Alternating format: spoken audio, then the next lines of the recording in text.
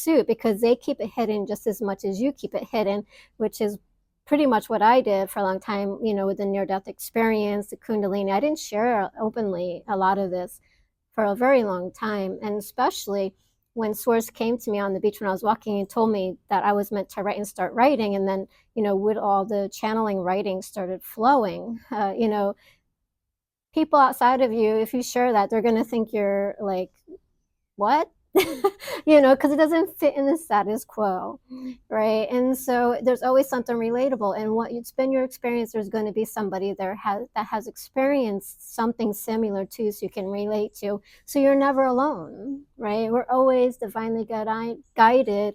Everything's choreographed. Everything's perfect and divine. And if you're not on the other side, you're not alone. You come in here, you're not alone. You go back, you're not alone. When you experience, you're not alone. We're never, ever alone in our being existence.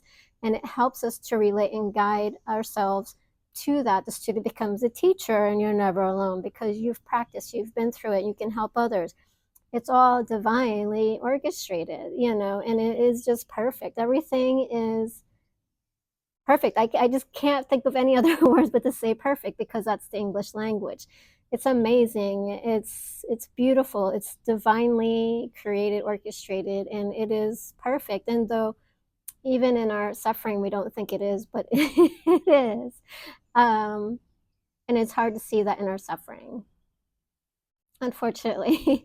But it's the state that we're in at the time, and it's to learn from, to make the lemonade out of the lemons, right? And so, just have that awareness and understanding that when we're in these certain situations, that's in the lack of love, because there is no not love, it's just a lack of love. It's the understanding which is creating the dissonance, so that you can have the understanding, which is love, right? And it's perpetuating that experience that keeps us in the suffering when we're not ready or willing or able to get or comprehend the situation and what we're creating and why we're creating it, which is beyond the physical realm of the experience.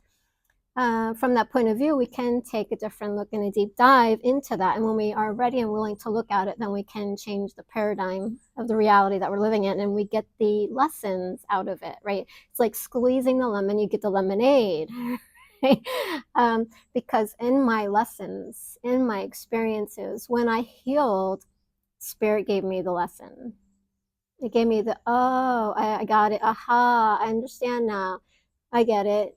That makes sense. And I got the lesson, because it's like reading a book, you read between the lines. In the squeezing of the lemons to get the lemonade, that's where it is, if that makes sense.